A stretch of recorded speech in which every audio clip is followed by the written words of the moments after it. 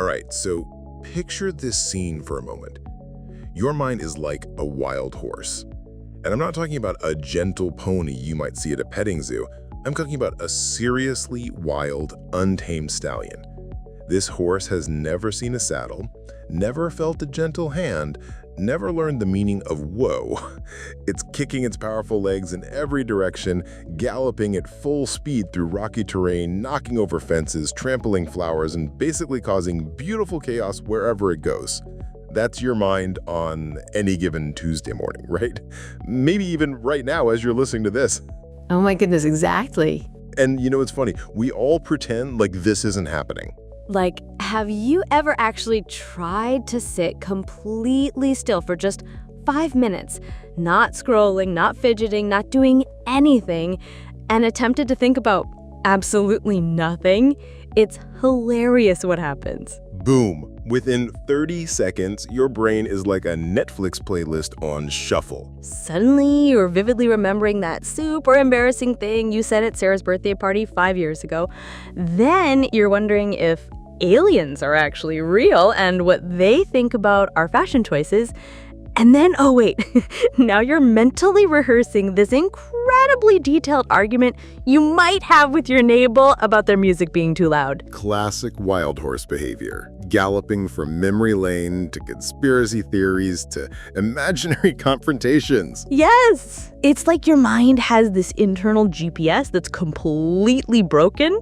Your mind's sitting there going, hey, forget about right now, that's boring, let's gallop full speed into the past and analyze every awkward moment you've ever lived through. Oh, wait, actually, let's sprint into the future and worry about everything that could possibly go wrong next week, next month, next year. Meanwhile, you're just sitting there peacefully with your morning tea or coffee, looking totally normal on the outside. But inside, you're like, bro, seriously, can we just chill for like 2 seconds? I'm trying to enjoy this warm beverage and maybe notice how nice the sunlight looks coming through the window. And here's the thing that's really important to understand.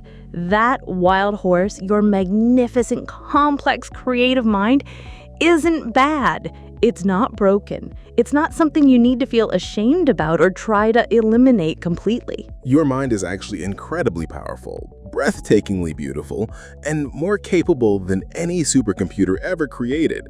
It can compose music, solve complex problems, create art, experience love, and imagine entire worlds that have never existed. It just needs some gentle guidance, some direction.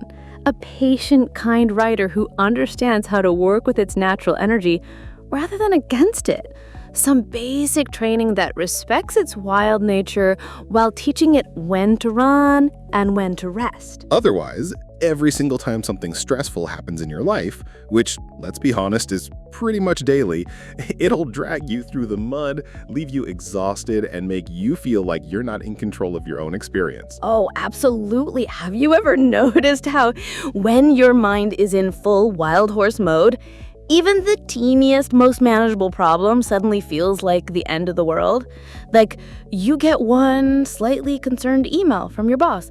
Maybe they just want to schedule a quick check-in meeting and your mind immediately goes into full catastrophe mode. Within minutes, your internal dialogue sounds like, oh no, this is it. I'm definitely getting fired. They figured out I don't know what I'm doing. I'll lose my job, then I won't be able to pay rent, then I'll lose my apartment, then I'll end up living under a bridge somewhere with nothing but my cat for company, eating canned beans and wondering where my life went wrong. All from one normal work email. Yes, oh my gosh, I have been there so many times. The wild horse just takes off at full gallop with me hanging on for dear life, bouncing around in the saddle, getting more and more panicked as we go faster and faster down this trail of worst case scenarios. It's exhausting. Here's what I've discovered, and this is the really cool, hopeful part. There actually is a way to train that horse. There's a method that's been around for thousands of years, practiced by millions of people, and it works. And no, it doesn't involve yelling at your brain like some kind of angry drill sergeant, shouting, calm down, stop thinking, be peaceful right now. Because we all know how well that works, right? Right. The solution is something called meditation. And before you roll your eyes or think, oh great, here comes the hippie stuff, just hear us out for a minute. You absolutely do not have to sit cross-legged on top of a mountain at sunrise, bring flowing white robes and burning incense, unless that's totally your vibe, in which case, go for it. Meditation can happen anywhere. In your bedroom, in your car before work, on a park bench during lunch break, even in the bathroom if that's the only quiet space you can find for 5 minutes. It's not about the setting or looking a certain way or having perfect posture. It's about something much simpler and more practical. Think of meditation like this. It's basically the gentle art of walking up to that wild horse of your mind, moving slowly so you don't startle it. Maybe holding out a sweet apple or some sugar cubes and saying, "Hey there, beautiful. I see you. I know you're full of energy and you want to run. That's okay. But right now, let's just hang out together. Let's breathe. Let's be right here in this moment. No rushing to the past, no racing toward the future. Just you and me, breathing together, being present together." No chasing the horse when it tries to bolt. No forcing it into submission. No anger or frustration when it doesn't immediately cooperate. Just gentle, persistent presence and patience. And let's be completely honest here. At first, yeah, that horse is absolutely going to try to run. Every single time. It's been running wild for years, maybe decades, so why would it suddenly trust you and settle down immediately? Every 2 or 3 seconds during your meditation, your mind will cheerfully interrupt with thoughts like, "Did I remember to turn off the stove this morning?" Or, "I should really call my mom back." Or, "Why did Kevin ghost me back in 2018? Was I something I said? Should I text him?" Or, "What am I going to have for dinner? Do I have enough groceries? Should I order takeout instead?" But here's the secret. You don't fight these thoughts. You just gently notice them, maybe even smile at them like, "Oh, there you go again, mind." And then you bring your attention back to your breath, back to the present moment, again and again and again. That's the training. That's how you build trust with your wild horse. It's honestly a lot like house training a puppy if you think about it. When you're teaching a puppy not to pee on your carpet, you don't scream at it or punish it harshly when accidents happen.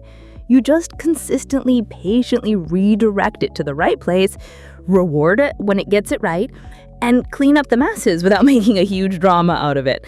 Except, in this case, the puppy is your entire mental and emotional world, your inner landscape, your peace of mind. So yeah, it's definitely worth putting in the effort and being patient with the process, even when it feels slow or frustrating. But here's where it gets really amazing.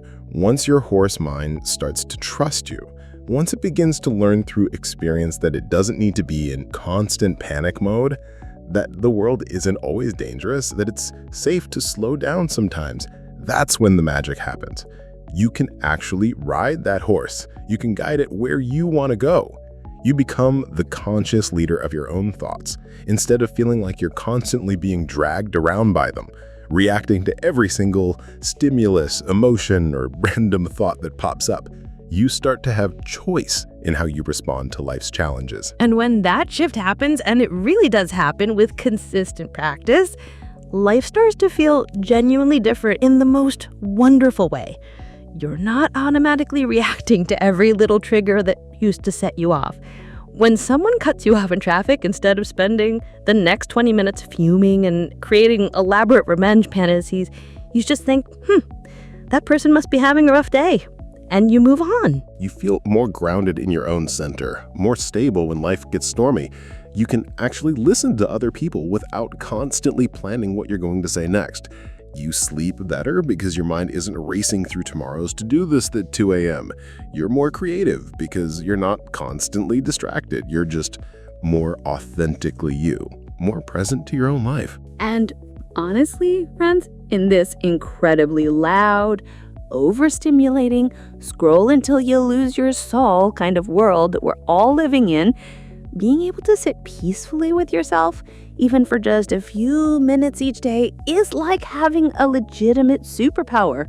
While everyone else is getting swept away by the constant stream of notifications, news cycles, social media drama, and endless distractions, you have this quiet strength, this inner anchor that keeps you steady. You can choose what deserves your attention and what doesn't. You're not at the mercy of every emotional wave that comes your way. So, here's what we want to invite you to do. Let's learn how to ride this wild horse together, not run away from it in fear, not try to suppress it or numb it with distractions or substances. Not judge it or hate it for being wild. Just learn to ride with it, to work with its natural energy in a harmonious way. With love for yourself and your mind just as it is.